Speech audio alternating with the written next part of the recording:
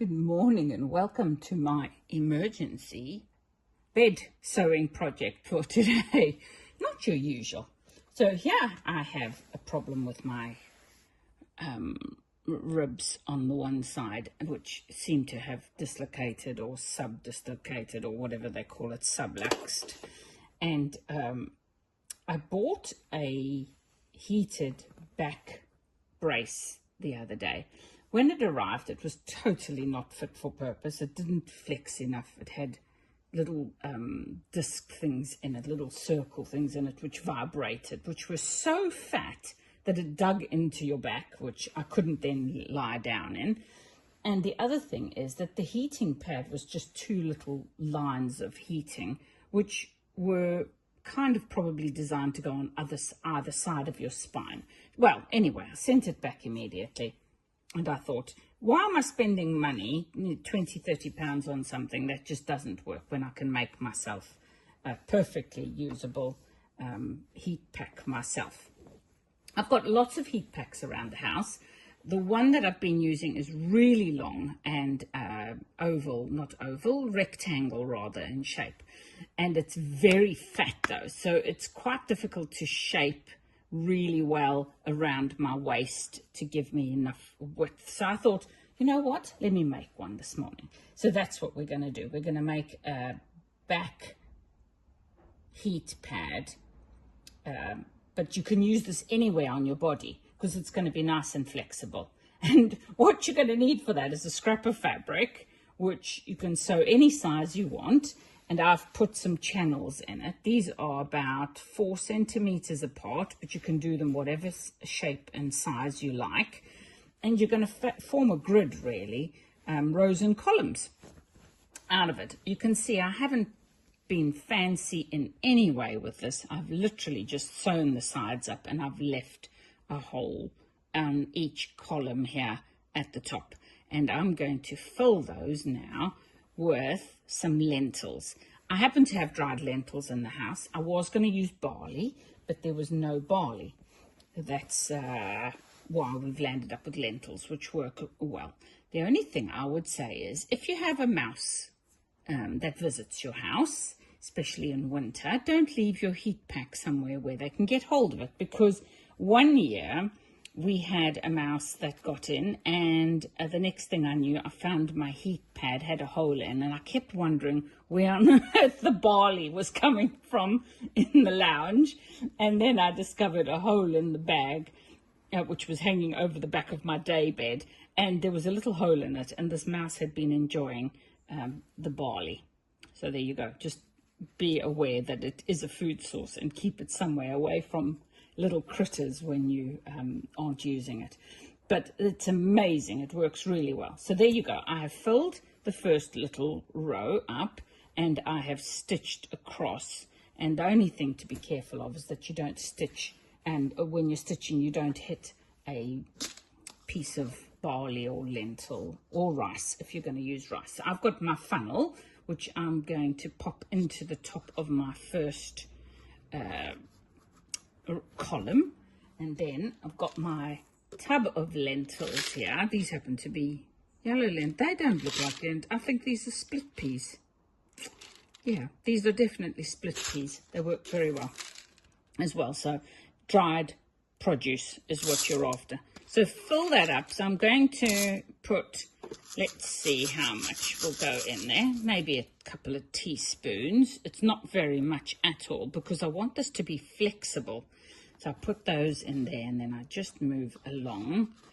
And all I want at the end of the day is for them to be the same sort of capacity each.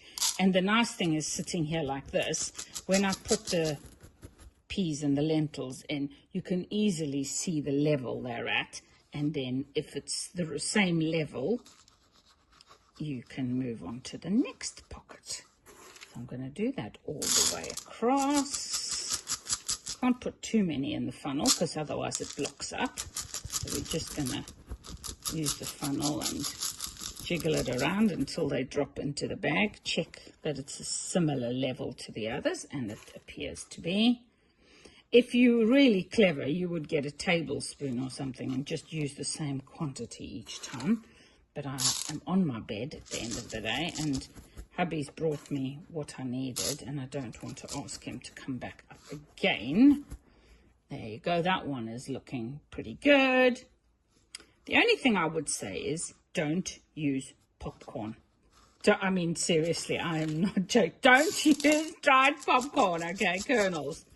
The last thing you want is to put popcorn in here. You put it in the microwave, and you've got a glorious smell of cooked popcorn. And, of course, popcorn expands. And you're going to have cooked popcorn.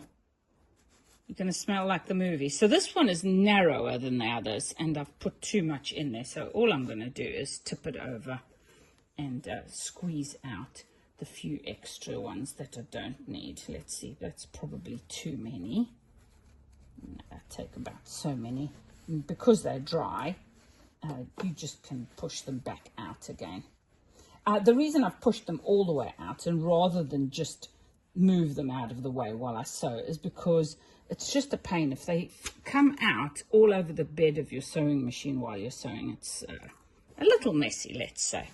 So those are all reasonably the same quantity.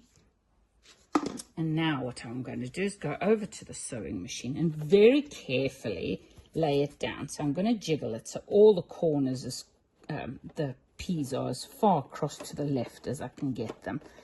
If you want to use a zipper foot for this, because then you'll be able to get closer to them. And because I'm bed sewing, my pedal is here. And I simply use my pedal and my hand to press those down. Now I try and do a little bit of a back stitch, because what I don't want is them to move compartments. You know, I don't want these peas to move from one compartment to the other. So as I go along, I stop and I push the peas or barley, whatever you're using, rice, down as far as it'll go. Make sure there's none under my presser foot. Just keep your fingers out of the way, keep the barley out of the way, and stop when you get to the end of each column. I normally put my needle in the down position for this so that the fabric doesn't move while I'm doing this fiddling. So you want a little bit of space between the contents, because then it allows the bag to be a bit more flexible, and it'll wrap around your body part, whichever body part you're using the heat wrap on. So there you go. I'm going to take that off the machine now. Let me just turn the hand wheel once more. It's catching on something. I have no idea what. Okay, and there you have it. So we've now done 2 rows. Let's get you in here. And the nice thing is the light coming in through the window, you can see it really well. It's like if in your country you have ice cube bags, it kind of looks like that, doesn't it? Except not water. In this case, I've got split peas. Somebody suggested putting some herbs in there with it. So you could put some dried lavender in there with your mixture, and it would smell absolutely glorious as well. So I'm going to continue doing that until I get to the top, and I am simply going to close the bag up